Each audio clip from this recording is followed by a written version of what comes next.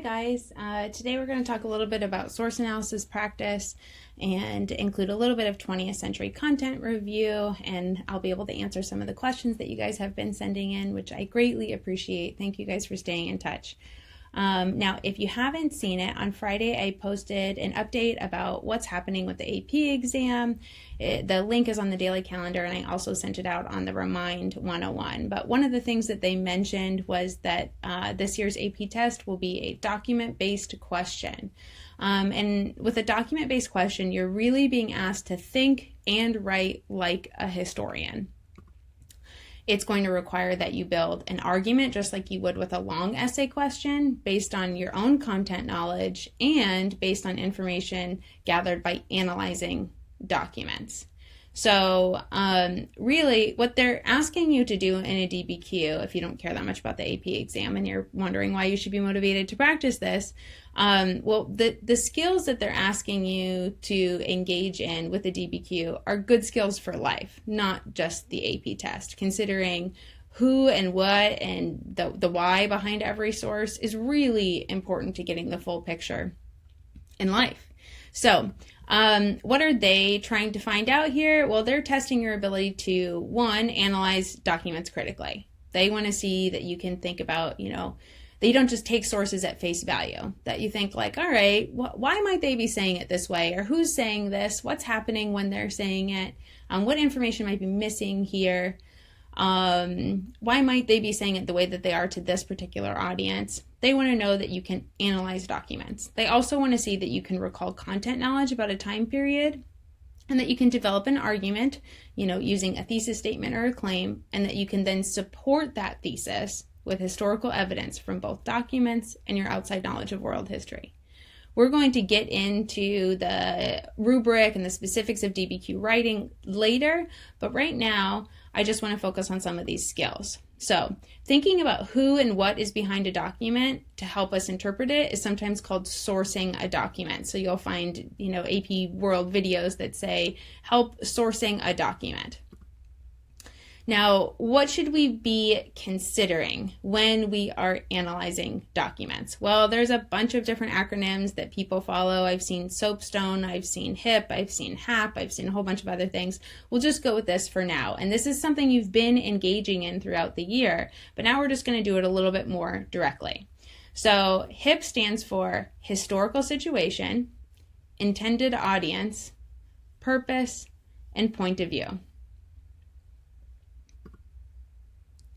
Now, we don't want to just be able to say the historical situation of this source is blank. It's not going to be that flat exactly. Rather, you're going to want to be able to explain how things like the historical situation of a document, the intended audience of a document, the purpose of a document, or the point of view of the author help us correctly interpret this document. And you're going to embed that in your writing. But for now, we're not going to practice fitting this into the wording of essays. We're just going to focus on recognizing and thinking about sources in this way more explicitly. So let's start with historical situation. When you look at the historical situation, it's like looking at the context. What's going on at the time this source is created? Can you place this source in its appropriate place in world history? And that's why chronology is so important for those of you who haven't done it yet. I keep urging you to create a timeline up around your room from 1200 to 1900. You want to be able to place things in their appropriate context, and that includes sources. If you see that a source is published in 1450, you want to be able to say, what was happening then and why does it matter? How might the historical situation affect the author or the audience of the source? Did they know the whole story? Has the historical situation affected their intentions or resources or decisions? Or, has the historical situation affected how that source is received by the public? So let's look at an example. If we're looking at this source, which was in your review reading, this is the 25-point program of the Nazi Party, the National Socialist German Workers' Party. And I think it was originally released in 1920, but with every source I look at when it's being released, and down here it says 1924. So I'm just going to consider this entire time period. Now, imagine this scenario. Imagine answering a question like, what led to the rise and success of the Nazi Party in the early 1930s? And this was one of the sources provided to help us understand that development.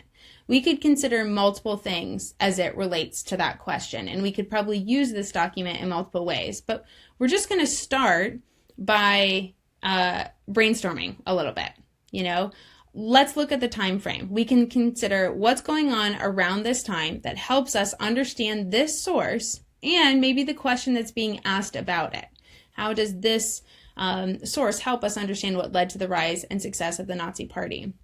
What is happening around this time to help us really, truly understand this source? So we can consider events that occurred in the years leading up to 1924 that help explain the emergence of this document. We can consider the experiences for German people when it was first released, and then maybe as it was re-released over time, or as the Nazis gained more success in the 1930s. So let's think back on that for a second. We can consider the German loss in World War I. It's a humiliating defeat. The Kaiser abdicates the throne. Many people feel that they've been stabbed in the back. They're forced to accept the very harsh Treaty of Versailles and the war guilt clause, the reparations that come with that. And they're also forced to accept peace under strict conditions that they modify their government and become more democratic. The Weimar Republic becomes the government, and the success depended on German people accepting an almost instant change from a more traditional autocratic system of government now to democracy. And so we know that in the early 1920s, when this is being created, that the reaction's not very good, that people hate the Treaty of Versailles, they hate the new government, war had deepened divisions in society, and the left and right wing had attempted violent takeovers, including one by Hitler in 1923 that actually failed. But in the early years of the 1920s, their struggling economy, hyperinflation, support for extreme parties, it was just like one crisis after another. And so out of this chaos, Adolf Hitler and the Nazis emerge as a reasonable party. But then in the mid-1920s, think about what happens next. There's recovery. The United States had lent money to Germany. That was something a lot of people missed on the quiz. They had lent money to the British and the French, but also to Germany and Austria. And that had begun this period of brief recovery. There had been some economic success, some foreign policy success. Germany joined the League of Nations, and it seemed like maybe things were getting better. And during that time, this idea of the National Socialist German Workers' Party and their 25-point program became less relevant. People didn't talk about it as much. The Nazis lost support. Hitler actually thought about killing himself multiple times. But he sticks around, and this set of ideas, this source, really gets its chance to become more relevant when you see a decline in 1929 and the beginning of the Great Depression. Remember that there's the stock market crash in the United States in 1929, and it affects the whole world, especially Germany. As the USA was sent into depression, they recalled all of those, they're asking Germany to pay all of those debts back. It leads to economic collapse in Germany. I think they said something like German economy fell by 40% in the years 1929 to 1932. You've got millions of people that are unemployed. And so that this 25-point program is re-released multiple times, and the Nazis are starting to gain more support for these ideas. Now, what's key here is to think about the fact that the changing historical situation from like the early 1920s when it's first released to it being re-released at the end of the 1920s after the Great Depression starts is that you now have new meaning and relevance of this same source because of the historical situation. So it's kind of like Hitler's ideas now have a special relevance at the end of the 1920s that they didn't have before. Is the Weimar government indecisive? Well, then Germany needs a strong leader, and here it is, strong central government with unrestricted authority. Are reparations adding to Germany's problems? Well, then get rid of the Treaty of Versailles, like it says right here. Is unemployment a problem? Well, let the unemployed join the army and build Germany's armaments and be used for public works projects. You see that in multiple places. Resentment, like there's lots of opportunities here for blaming it on someone else. So if the source is being released in 1924, it's not that helpful to the rise of the Nazi Party because of the historical situation, the economic recovery. But if it's re-released in 1929, 1930, it has special relevance because, again, the historical situation. So Were these arguments new? No. The difference now was just that people were losing faith in the democratic parties because there were no jobs and they seemed to offer no solutions. Hitler's 25 points were the same as before, but now people needed someone to blame and wanted decisive leadership and change. So the main idea here, the bottom line here, is that the historical situation affects the interpretation of the source. Not just our interpretation of the source, but the interpretation of sources throughout history. All right, the source is unchanged, and yet your understanding of its meaning and how it relates to the larger question, like what led to Hitler and the Nazi Party to be able to take over, now that has changed. All right, so that's one example. Now, if we look at another example, say that you're just reading your textbook and there is no larger question that you're thinking about. Even if you don't have a question or a prompt, you should still be engaging in the skill of looking at the historical situation. So anytime you're faced with a source, you need to pay attention to who's saying it, when they're saying it, and then you can consider why they might be saying what they're saying in the way that they're saying it. I know that sounds like a lot. I think I'm quoting Steve Heimler there. But let's look at this one. So this is right away, before I read the words, I'm going to look at who's saying it and when they're saying it. And then I'll look at the source. The provisional government has been overthrown. The cause for which the people have fought has been made safe. The immediate proposal of a democratic peace, the end of landowners' rights, the creation of a Soviet government. Long live the revolution of workers, soldiers, and peasants. So in order to even understand what he's talking about, I have to understand the time frame. I have to consider what was going on that helps us understand this source.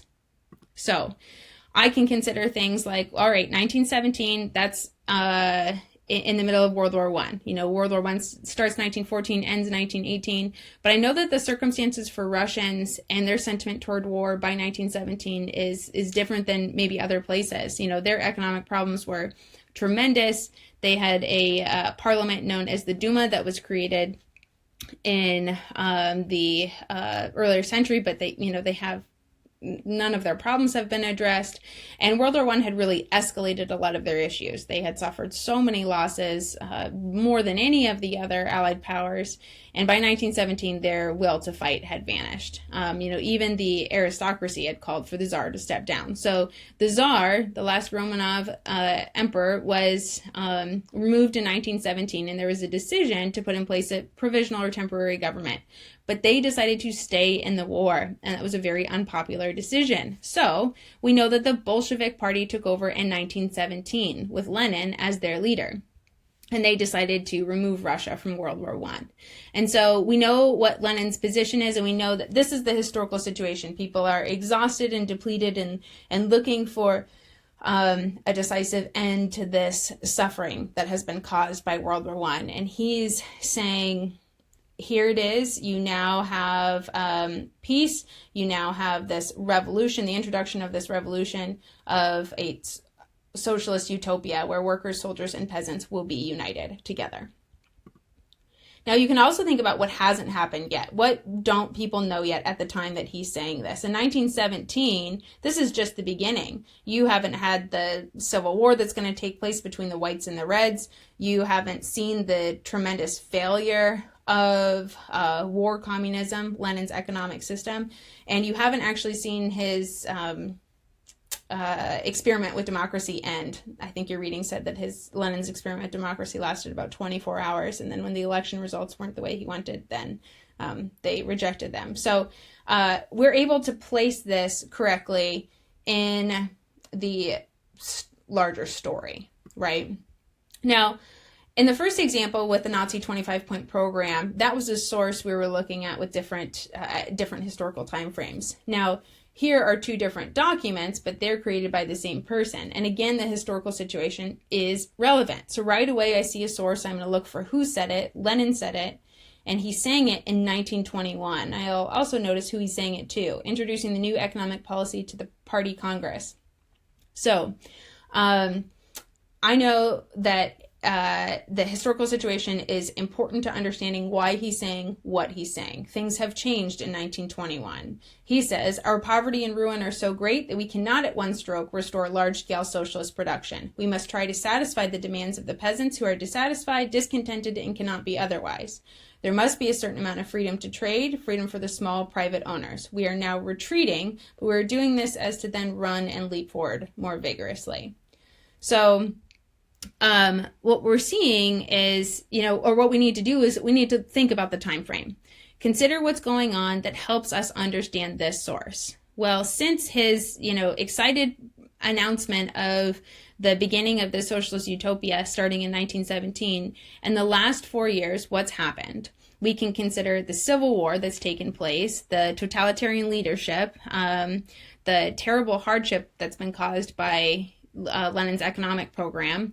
And you started to see, peasants had refused to cooperate in producing more food because the government was just taking it all away. And so that contributed to an already existing food shortage. You had terrible famine in 1920 and 21. Over 7 million people died of famine. I think your reading said there was reports of cannibalism at the time. I mean, it's truly horrendous what's happening to people. And Lenin starts to see previous supporters that he had counted on now turning away from him. And he says, I don't think that this socialist program is completely working. And so he effectively reintroduces capitalism with this idea of the new economic policy. Like it says here, he's going to allow a certain freedom to trade, freedom for small private owners. But he's speaking, to this party Congress, and he's not giving up on it forever, but he's announcing a temporary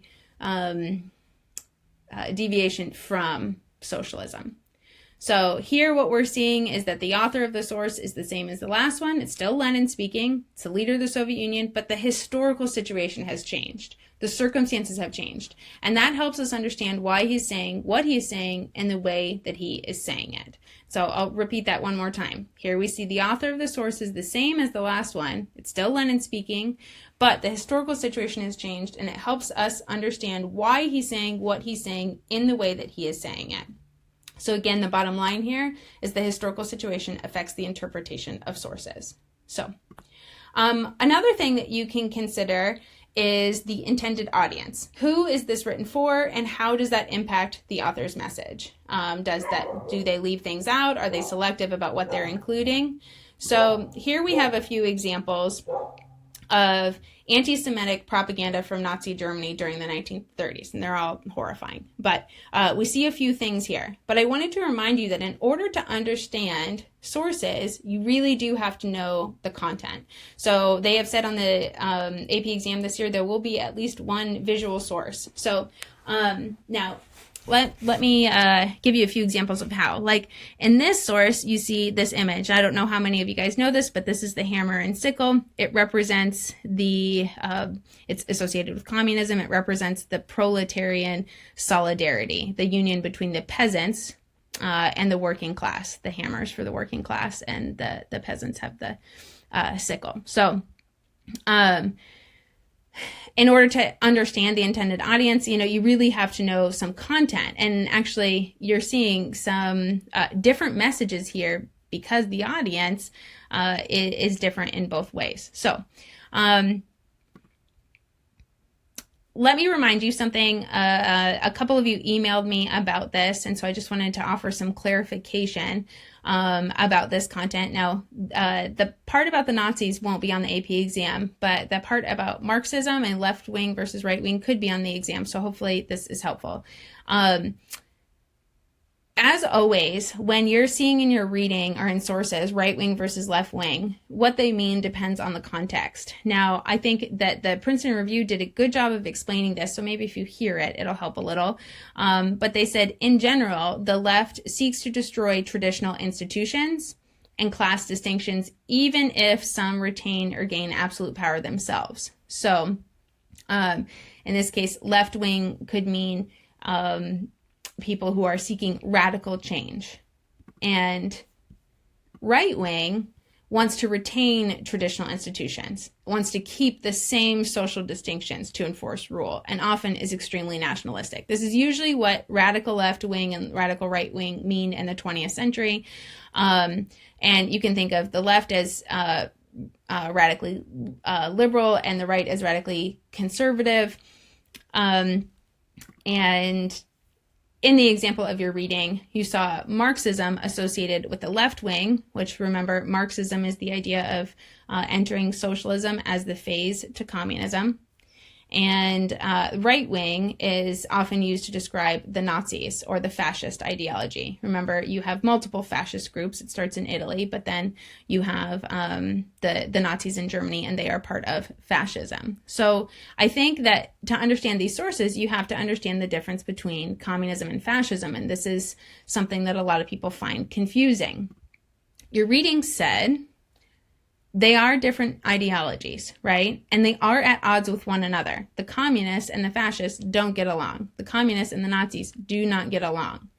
But accurate comparison anytime, especially in essay writing, depends on identifying what aspect of the system you're actually talking about. So you don't, when you're making a comparison, just want to compare two random qualities. You want to compare the same characteristic. So what your reading said was they do not possess identical beliefs, but they do hold a few important ideas in common. The main idea of fascism is to destroy the will of the individual in favor of the people. Fascists wanted a unified society, and so did the communists. So that's a similarity right there in green. That's something that they have in common. But they weren't concerned, the fascists, with eliminating private property or class distinctions, which was the principal aim of the communists. They want to totally get rid of private property and class distinctions and create a totally egalitarian society. The fascists do not believe in getting rid of private property or class distinctions. So instead, fascists push for another identity, one that's rooted in extreme nationalism, which often relied on racial identity. Okay, so, and also, communism didn't rely on racial identity. It was supposed to be a global movement, something you'll want to remember because, it emerges in the 19th century, so it could still be on the AP exam. So, fascists are usually referred to as right wing and communists are referred to as left wing. The major similarity that I think leads people to be confused about these terms is that they both in the 20th century will use the same tactic, which is totalitarianism. In both cases, all power rests in the hand of a single militaristic leader. Now, one other thing I'll note is that the right wing is usually associated with militarism, but it's been used just as much by the radical left, and so that it sometimes offers other areas of confusion. So let's look at, if the Nazi Party is anti-communist, why is it called the National Socialist German Workers' Party? And so I know this idea of socialism versus communism has gotten confusing to people over time. And the reason why this is confusing is because we think, all right, well, isn't socialism, according to Marx, just the step to communism? Well, that's not how all people interpret it. Some people can believe in degrees of socialism. Like Karl Marx believed that the socialist phase of strong political leadership would only be temporary, and that once all goods are redistributed, society would no longer need that government. But the Nazis believe in strong government and do not think that people can really function without it. So they don't believe in that final step. All right. Other differences. The Nazi 25-point program is nationalist rather than global in their goals. They believe in Germany's distinctive superiority and its goals above others, whereas Lenin and the Soviet Union think that this program should be global ultimately. Now, the National Socialist German Workers' Party, the Nazis, are socialist, but only to a degree. They believe in state control rather than free choice. So they think the state should nationalize industries as it saw fit. It sought to, redistribute wealth, provide a basic standard of living for all, focus on the well-being of the whole rather than the individual. But it stops short of that complete rejection of private property. And you can see examples of these things here, like nationalization of industries, large companies must share their profits, things like that. But they're also considered, like I said, right-wing rather than left-wing because they wanted to return to a more traditional society. So again, you got to think back to your content. They don't want a new society. They longed for a time when there was a strong military, when there was a Kaiser. They liked that idea, and so that's why they're considered right-wing or conservative, because they want to return to a previous time. And they also have, the central idea of race, which you don't see in communism. So hopefully that clarifies some of it for you. Now let's look back at what we're we're looking for with these sources. The intended audience. Who is this written for? How does that impact the author's message? Now that we have this content knowledge, I think that we can understand the differences in the intended audience here. Now, we already know that the Nazis aren't communists, but they don't have a purely free market either. They're sort of playing both sides when it suits them and helps them gain the support that they needed. So they have different audiences. We know that they're going to use scapegoats to blame all of Germany's problems on, and they'll portray Jewish people as a threat to Germany in different ways, depending on who that intended audience is. So sometimes they'll say that Jewish people are behind a communist conspiracy to take property from hardworking Germans. Like here, they're associating Jewish people with communism. All right. But then, and you think, okay, who would be the intended audience here? Well, anyone who fears communism. So sources like this, the intended audience would be property owners, wealthy businessmen, middle-class people, small business owners, things like that. They got the support of wealthy businessmen promising that if the Nazis came to power, they would destroy communism and the trade unions. And that really helped the Nazi Party. It gave them a lot of money to run their campaigns. Big businesses ultimately really benefited from Hitler's rule, especially if they were involved in rearmament or chemical production. Even companies like Mercedes and Volkswagen really benefited. Hitler had also banned all trade unions and strikes. Workers didn't have that sort of power. So in this way, the audience here is business owners and anti-communists, right? But in these other sources, you see they're comparing Jewish people to wealthy capitalists when it's convenient for them. And actually, the Nazis and Hitler will say that Jesus was a socialist, and that Jewish people are greedy and that they only care about capitalism. And both of these on the right, they're actually both directed at children, which is another notable audience. But he's hoping to instill fear and associate Jewish people with capitalism for those people who are struggling economically. So you start to see here that intended audience and purpose sort of blend together. So that's another thing we look at. Why is the author writing what they're writing? What is their intent or goal? Do they have something to gain or hide? What parts of the story might be missing? I often think that it's reasonable to link these together. It just naturally happens. Who they're talking to and why they're talking to them the way that they are influences the message in the same way. So we'll see, like in this one, this is an illustration for a German school book for primary school kids. And we see multiple other sources that are directed at young people. So like Hitler says here, it's my great educative work. I am beginning with the young. We older ones are used up. We are bearing the burden of a humiliating past, but my magnificent youngsters are the finer ones in the world. Look at these young men and boys. What material? With them, I can make a new world. And he's speaking in 1939. And in these posters, you see, they wanted Hitler to be seen as a father figure. And the purpose of this, the intended audience is young people, but the purpose of this is he wants to indoctrinate a young fighting force that would help him accomplish goals like Lebensraum, living space for Germany. And also because, he thinks that young people can be more easily manipulated. Like the author Malcolm Hay said, notably, men are not born with hatred in their blood. The infection is usually acquired by contact. It may be injected deliberately or even unconsciously by their parents or by their teachers. The disease may spread throughout the land like the plague, so that a class, a religion, or a nation will become the victim of popular hatred without anyone knowing exactly how it all began. And people will disagree and even quarrel among themselves about the real reason for its existence, and no one foresees the inevitable consequences. Here he's saying, people can be manipulated. You can teach someone, especially when they're looking for guidance, to fall into that psychological trap of in-group versus out-group thinking. And that's really what you get. So, you can see his purpose here and his intended audience is to indoctrinate children. This is why, thinking like this allows you to make sure you don't just take sources at face value, like this source. It's from a math book.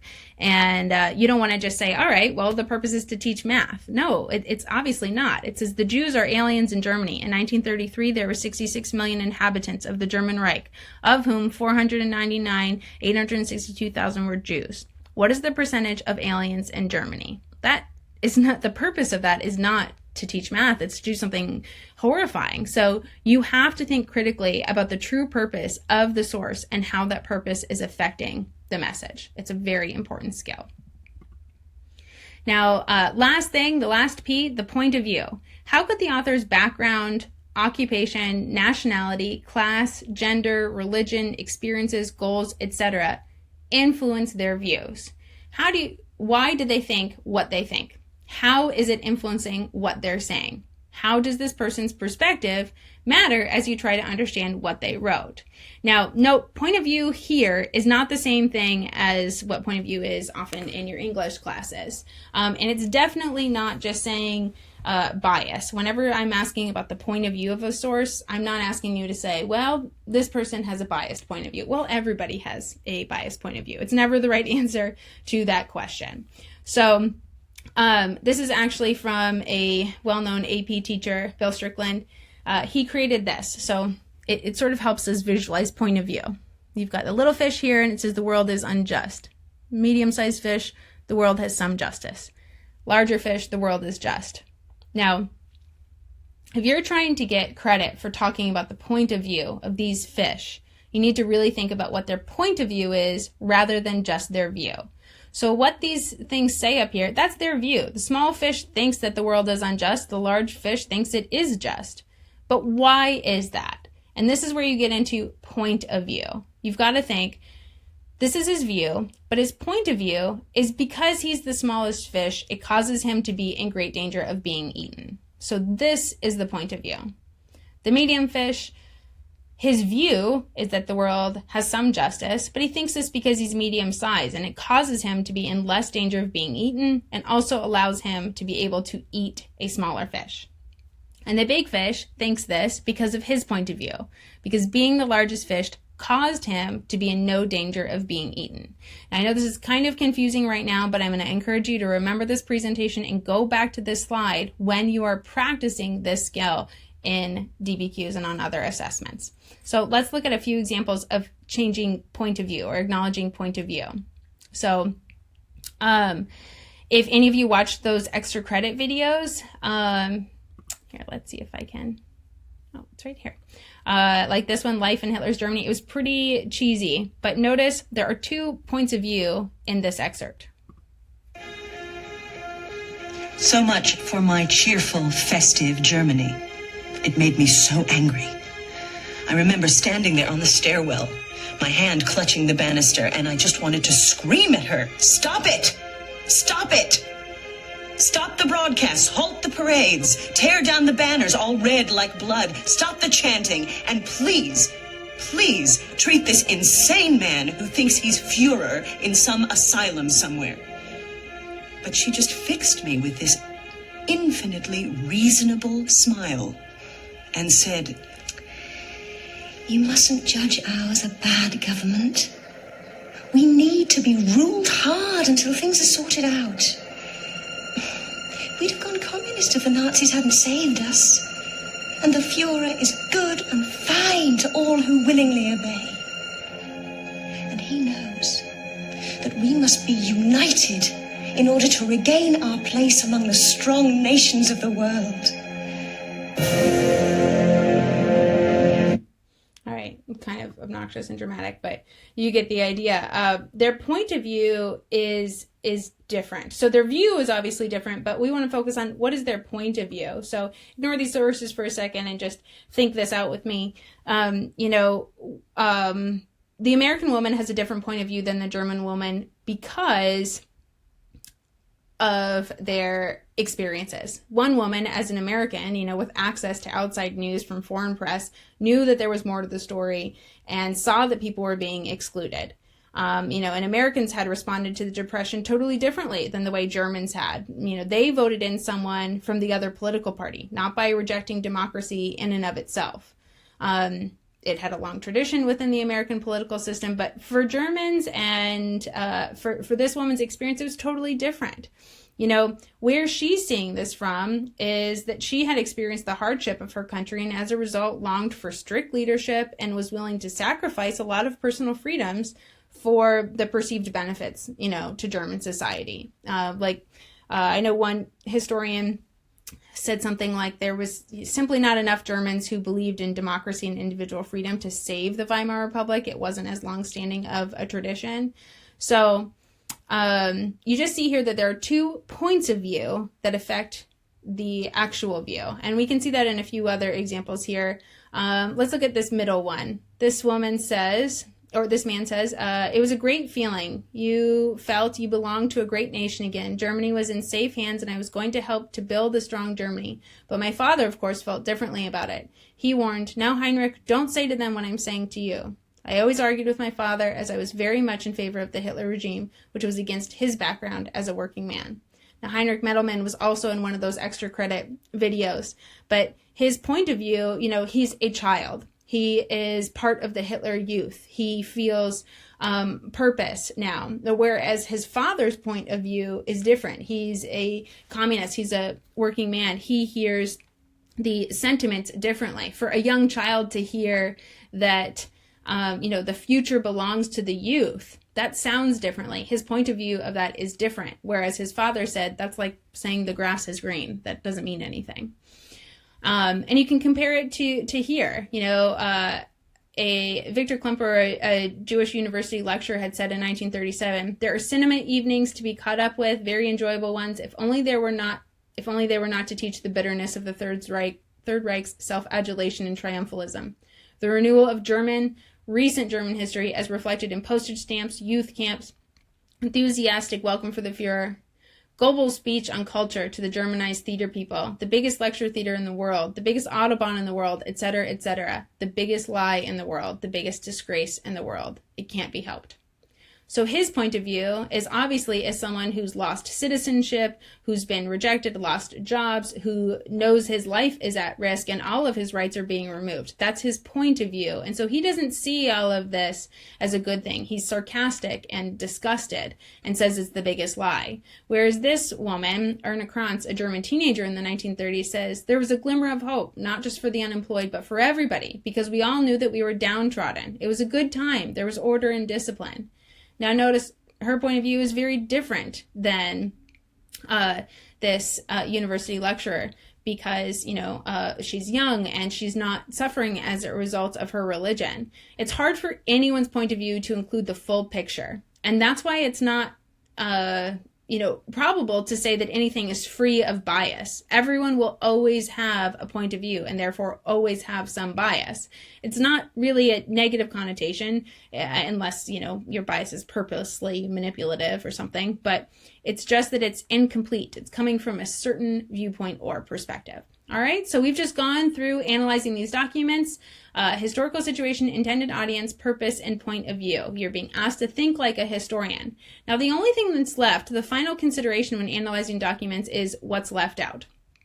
You know, for today, anyways, there might be other things. We're just going to consider this last thing. How does sometimes missing information from sources lead us to a discussion of outside evidence?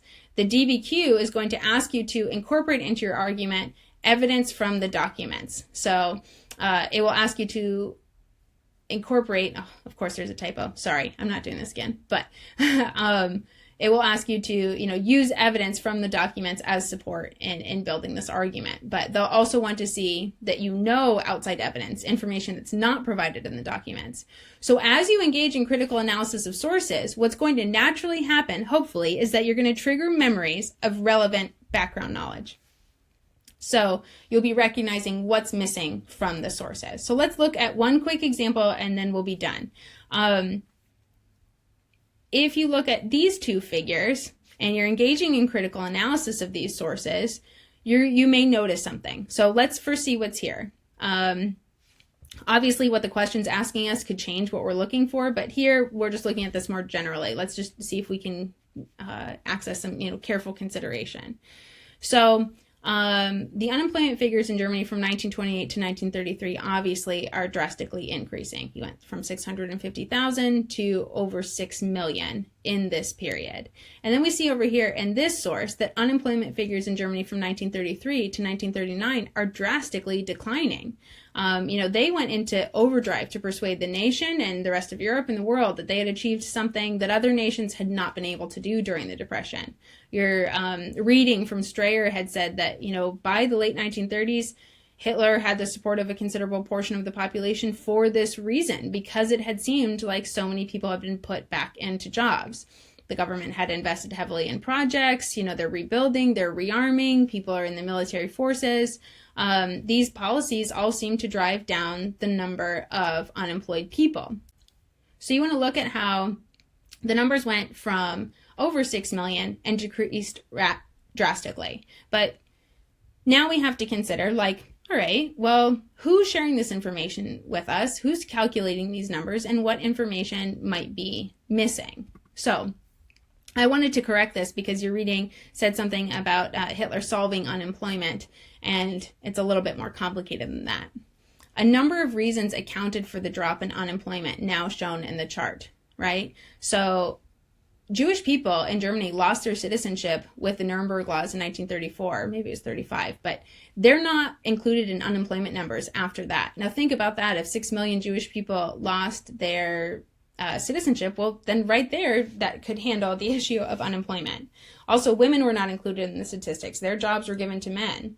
The unemployed were given a really simple choice. Do whatever work was assigned to you by the government or be classified as work shy and put into a concentration camp. Also, conscription, a vocab word you'll want to know, the draft reduced the number of young men that were unemployed. And a lot of people were working in rearmament industries, but could you really keep that up forever? You only need so many tanks, and then what would those people do? So with all this in place, the unemployment figure had to fall. And economists now know that these policies caused massive economic problems. The government is spending a tremendous amount of money. But at the time, it seemed like economic recovery. Now, even if anyone had noticed at the time what was really just a bookkeeping trick, they would have been unable to speak out against the Nazis. From 1933 to 1939, the Nazi government spent more than it earned. So by 1939, its debt stood over 40 billion marks. This wasn't a sustainable system, and therefore there's missing information in these sources. So if I am engaging in careful analysis of these sources, I'm automatically going to trigger some memory, some outside evidence, and I'm going to be able to include that in things that I'm writing. Now, when we ask for evidence in history, remember it's important that historical evidence be specific, like vocab, a name, an event, something like that. So in this case, if I'm looking for outside evidence that's not included in these sources, I could say something about the Nuremberg Laws. That's a specific piece of vocabulary. And I could show careful analysis of the source and show that I'm thinking critically about history by not accepting it at face value, by instead thinking, yeah, but it doesn't give me the full picture.